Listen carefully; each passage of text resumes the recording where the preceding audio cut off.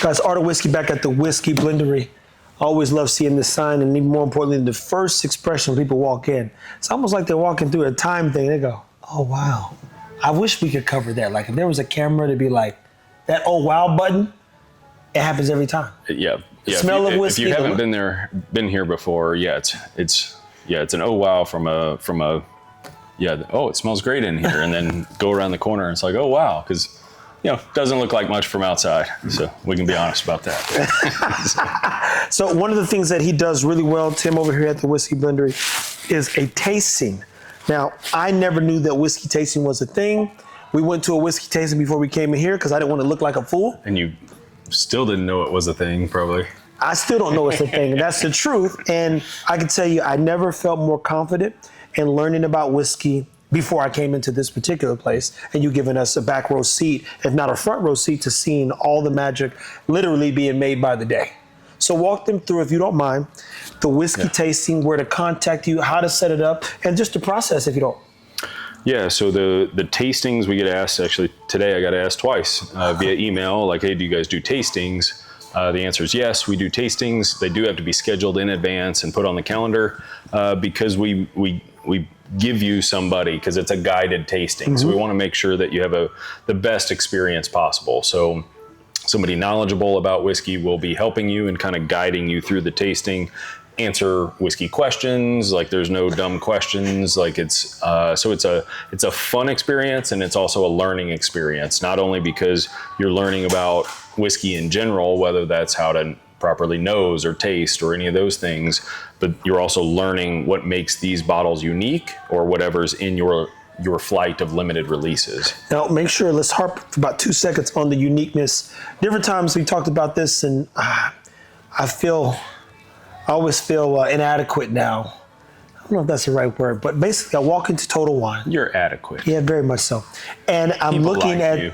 A little bit. I'm looking at these bottles of whiskey, and they're inadequate because I go, man, we could just get this from the Blendery and it lasts way longer and be way more flavorful. So when we buy it, and I'm not gonna say no names, but you just go, oh God, Jesus. Yeah, we want to create expressions that are memorable, that don't just like die as soon as you try it. Like the finish doesn't fall off. These are very flavorful whiskeys that have unique identity. So when we're blending, we continue until we find that identity, and we, like every bottle up here, we want it to be unique to where you can't find another bottle like it. So if you go to one of the big box stores, you're not gonna find anything like these. You can find other stuff that's finished on maple syrup, you can find other stuff that's double barreled, but they aren't like these. So, and when you say that, I actually, when I hear maple syrup, we try something that's flavored, it always has been too much sugar, too sweet, no flavor, if you would. It's been overbearing. And the irony with this one, it's like if something was properly cooked and you got sweet, savory, and salt, and even a little pepper. People that don't like spice, they're like, my mouth's kind of hot, but I'm not burning up. This is the perfect balance of American maple, because you can taste the maple without feeling like you're drinking Buttersworth. Yep. Miss Butterworth. We go. Which is kind of a fake syrup anyway. That's my point. You go, man, this is just too much sugar, and it shuts you down and crashes you. So walk them through, if you don't mind, the Double Jeopardy, which is unique to you guys. It's magic in a barrel, and you get to bottle it every so often to keep it on the shelf. Yeah, we try to have one expression of Double Jeopardy available at all times. Sometimes there's a little void there, like we don't have the next expression ready, and I've got maybe 40 bottles of this left before it's gone. It's our most awarded whiskey, so every competition we put it in, it does very well. Usually wins gold. It got one bronze recently, but that's in both San Francisco and in New York, so some of the bigger competitions. But yeah, it's an unknown mash bill. It's a blend of bourbon and rye that was blended prior to entering the barrel for the first time, which is unique. So it's kind of a mess up that should have never happened. We're grateful that it did happen, and it's not a rye and it's not a bourbon. It's just a whiskey, because we don't know if it's 51% corn or 51% rye grains. So it can just be called a whiskey legally. And then it was re-barreled. So it's had two brand new virgin level 4 char Speyside barrels. So Speyside is the cooperage that makes them. So I mean, if you look at the color, that color next to really any other bottle is pretty definitive. I mean, it's like, oh my God, that color literally does. That's the best way to show it. You had a Double Jeopardy barrel that we pulled from that looked like motor oil, barrel 540, that was just so dark. We named it motor oil, man. It was it was called motor oil. That was the beauty about it. Man, say that oil. Slide some oil to me. Yeah, so we bought all 50 barrels of that. Nobody else has it, and it can never be made again. And once we're out, we're out. But we're trying to ride the wave as long as we can. So that we try to put that in the lineup here. We try to put one finished whiskey in the lineup so you can kind of see what our finishes are like, and they're very subtle. We're taking good whiskey and we're adding another layer of complexity with the finishing barrel. Yeah. We're not trying to overpower it. We're not trying to hide that it's either not good whiskey or young whiskey. So that's why a lot of times you try stuff and it's so sweet and so sugary, because then it hides. Like, you can use younger whiskey that they couldn't normally not sell because it wouldn't be very good. But if you add a ton of sweetness to it, then it makes it palatable. But that's not our goal here, because we've got so many good barrels next door. But even more importantly, I like that. Not to cut you off, but I really like that you guys walked them through. You know how you eat food and you don't really like it until you start trying it.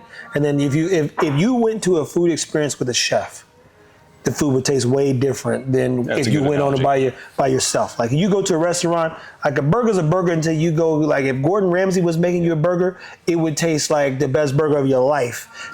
Yeah, I remember Sonny and I did a date night, or maybe somebody got this for us, but you bring a chef to your house and they cook for you, but they also teach you how to cook. So it's not they're going to make it for you. It's like, here, let me show you how to do this. And ever since then, man, now I'm holding my chef's knife, and now I'm like doing, and because I learned something in that experience. So that's kind of what this is. Yeah, we're kind of trying to help you wherever you're at on the whiskey journey. We want to teach you something about whiskey. And if we can't teach you, if you already know everything about whiskey, then we'll teach you about our whiskey. There you go. And that's a good way to put it. This is some of the best whiskey, but as I said before, we walked in here ignorant. Ignorant just means not to know about what we're doing, what we're drinking. We're buying random names, random bottles. I had no clue whiskey had notes. I had no clue you could blend whiskey, and I've seen it on labels before. I had no clue that there was whiskey clubs, let alone a community of whiskey people. I met a guy this weekend where he says there's only 80 people in the club, and it'd take you 3 years to potentially become a member. Oh, yeah. And I was like, I go, oh, wow. It's longer than 3 years, I think, on that one. That's my point. So you go, whiskey's that serious? And I'm telling you right now, it never's been more serious from the day I walked into these doors. And what I love is kind of sharing with you guys our journey and continue to highlight you potentially, hopefully, willingly coming in here and trying whiskey at its finest. Yeah, so if you book a tasting experience, you can expect to spend about 45 minutes here, and it costs about $35. That $35 you get back if you purchase one of the bottles. You don't have to purchase one of these bottles, just any bottle. Usually range between $100 and $125 a bottle. So we'll give you that $35 back if you purchase your favorite bottle. Yeah. And then we'll take you to the barrel house next door. It's kind of fun over there where you can see all the barrels and ask questions and what makes this. They and probably why is this think you're a hoarder. They're like, this dude's a hoarder. He's got all these barrels. But I am kind of hoarding whiskey. Hey, look, you kind of have to if you need it to, you know. But that's the thing, that second look. So they walk in here and they go, wow. They go over there, go, oh my God, and you can smell the wood and you can smell the whiskey. It smells like, I mean, it's a barrel house, but just the excitement that I try to capture on many of the videos when they're coming in, you go. Yeah, a lot of times when they come in here, they're like, wow, it smells good in here because we have whiskey scented candles. There, when you go in, they're like, wow, this smells good in here. And that's because of the barrels. Yeah. So. Yeah, and there's nothing like pulling a nail out and, again, watching some people's expressions when he thieves from one of the barrels and literally gets people fresh out the. I mean, that experience in itself is worth the time, energy, effort you share in a moment with friends and family and others that are considering expanding your palate, but more importantly, coming in and having a great experience with great people to connect and learn a little bit more about whiskey, which I said this in other videos, will teach you a lot about yourself. Guys, stay tuned. Keep it whiskey. Reach out to the Whiskey Blender, thewhiskeyblendery.com.